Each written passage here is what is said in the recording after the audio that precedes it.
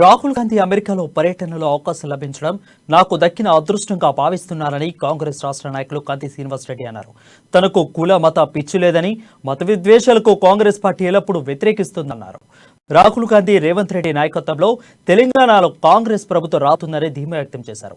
ఇక మతి భ్రమించి మాట్లాడుతున్న జోగురామన్న రాజకీయ చాప్టర్ క్లోజ్ కానుందని, రాబోయే ఎన్నికల తర్వాత పారిపోయేందుకు సిద్ధంగా ఉండాలంటూ హెచ్చరించారు.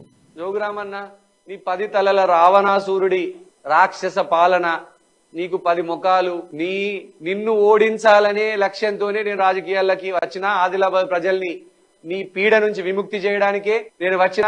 విలేకరులకు మళ్ళొకసారి మీ అందరి ముందు నేను తెలియజేసుకుంటున్నా, నేను భారతీయ జనతా పార్టీలోకి చేరింది ఈ టీఆర్ఎస్ పార్టీ మీద బలంగా పోరాడి ఈ జోగురామన్నని, కేసీఆర్ ని ఇంటికి సాగనంపుతున్నటువంటి ఏకైక లక్ష్యంతో భారతీయ జనతా పార్టీలో చేరిన. కానీ భారతీయ జనతా పార్టీ కేసీఆర్ కు సరెండర్ అయిందని మీరు ఇప్పుడు ఇంటెలిజెన్స్ వర్గాలు చెప్తున్నాయి.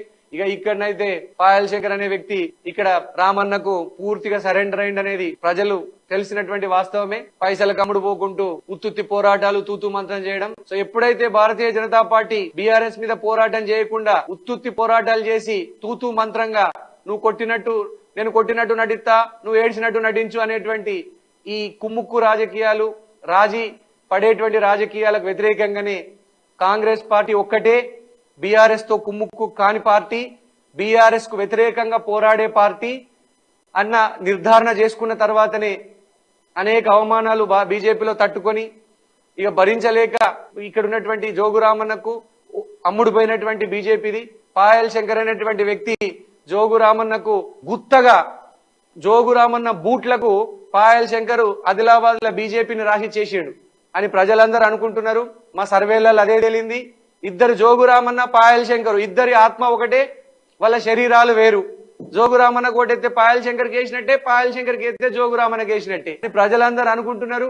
జోగురామన్న, పాయల్ శంకర్ ఇద్దరు కలిసి భూములు ఆక్రమిస్తారట, దందాలు చేస్తారట, పొత్తుల దందాలు చేస్తారు, భూములు కబ్జాలు చేస్తారు, సెటిల్మెంట్లు చేస్తారు, వ్యాపారుల దగ్గర నుంచి డబ్బులు వసూలు చేస్తారు, అన్ని చేస్తారు. పొద్దునిండా దొంగతనాలు చేస్తారు జోగురామన్న, పాయల్ శంకర్ కలిసి. రాత్రి ఇద్దరు వాటాలు పంచుకుంటారని ఆదిలాబాద్ ప్రజలందరూ కోడై కూర్తుంటే తట్టుకోలేక ఇక బీజేపీ ఇక్కడ జోగురామన్నకు టీఆర్ఎస్ కు సరెండర్ అయిందనేటువంటి ఉద్దేశంతో అధికార పార్టీలో నుంచి ధైర్యంగా 10 సంవత్సరాలు ప్రతిపక్షంలో ఉన్నటువంటి పార్టీలోకి నేను మారినా, దానికి గర్వపడుతున్నా. కాంగ్రెస్ పార్టీ ఒక్కటే ఈ జోగురామన్నని బీఆర్ఎస్ మీద రాష్ట్ర వ్యాప్తంగా పోరాడుతున్న కేంద్రం మొత్తంలో పోరాడుతున్నటువంటి పార్టీ. అలాగే మత విద్వేషాలు భయంకరంగా ముస్లింలకు 4% రిజర్వేషన్ తీసేస్తానడం ఇదేం పిచ్చితనం, ఇదేం పిచ్చి చేష్టలు. ముస్లింలల్లా 90% మంది పేదోళ్లే, గరీబోళ్లే. ఉల్లిగడ్డలు అమ్ముకుంటారు, ఎల్లిగడ్డలు అమ్ముకుంటారు, డబల్ రోటీలు అమ్ముకుంటారు, పండ్లు అమ్ముకుంటారు. ఆ పేదోళ్ల మీదకి పోయి కొట్టి చేస్తే ఏమవుతుంది? ఇవన్నీ కూడా నేను భరించలేకపోయినాం. ఈ పిచ్చి ప్రేలాపనలు, మత విద్వేషాలు తెలంగాణ కూడా రావడం.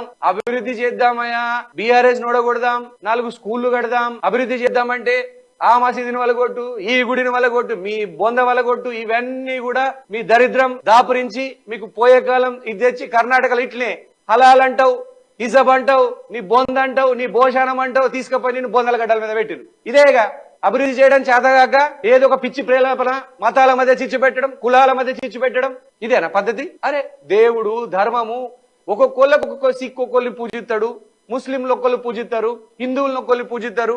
మళ్ళీ హిందువులలో కూడా మనం ఒక్కొక్క దేవుని పూజిస్తాం. కొంతమంది వైష్ణవులు ఉంటారు, కొంతమంది శైవులు ఉంటారు, కొంతమంది అడ్డం బొట్టు పెట్టుకుంటాం, కొంతమంది నిలువు బొట్టు పెట్టుకుంటాం, వైష్ణవులం ఉంటాం. ఒక్కొక్కళ్ళ మత విశ్వాసాలు ఒక్కొక్కళ్ళే. వాళ్ళు వచ్చి మన ఇంట్లోకెళ్ళి ఏం గుజకపోతలేరు కదా. ఇదంతా ఎందుకు? మనకు కావాల్సింది అభివృద్ధి, స్కూళ్ళు, హాస్పిటళ్లు కావాలా. ఇట్లాంటి మత పిచ్చి, ఇటువంటి కుల పిచ్చి, ఇటువంటి దురహంకారం పిచ్చి పనికిరాదు. తప్పకుండా ఈసారి హిందువులు, ముస్లింలు అందరూ కలిసి బీజేపీని బొందబెట్టడానికి సిద్ధంగా ఉన్నారు. బీజేపీ కేవలం ఆదిలాబాద్ లో మాత్రం ఏం ఉద్యమాలు చేయకుండా కేవలం మతాల మధ్య విభజన రేఖ తీసుకొచ్చి పబ్బం గడుపుకోవడానికి ప్రయత్నం చేస్తుంది అని ఆదిలాబాద్ ప్రజలు గుర్తించిండ్రు. కానీ ఒక్కటి మాత్రం చెప్తున్నా, బీజేపీ అనేది టీఆర్ఎస్ పార్టీకి సరెండర్ అయింది. ఆ సరెండర్ అయినటువంటి పార్టీలో ఇంకా ఉండడం ఏమాత్రం శ్రేయస్కరం కాదు. నేను రాజకీయాల్లోకి వచ్చినటువంటి మొదటి రోజే చెప్పిన, నా చివరి గుంట భూమి అమ్మైనా పర్వాలేదు, నేను సంపాదించిన చివరి రూపాయైనా ఖర్చు పెట్టి జోగురామన్నని ఓడించడమే నా జీవిత లక్ష్యం. నేను ఆదిలాబాద్ ప్రజలు కూడా చెప్పిన, జోగురామన్నతో కుమ్ముక్కు అయ్యే పార్టీ నాకొద్దు, కుమ్ముక్కు అయ్యే వ్యక్తులు నాకొద్దు. నేను ఆదిలాబాద్ ప్రజలకు క్లియర్ గా చెప్పినా, నేను గనక జోగురామన్నతో చాలా మంది నాయకులు చాలా విషయాలలో కుమ్ముకైనరు.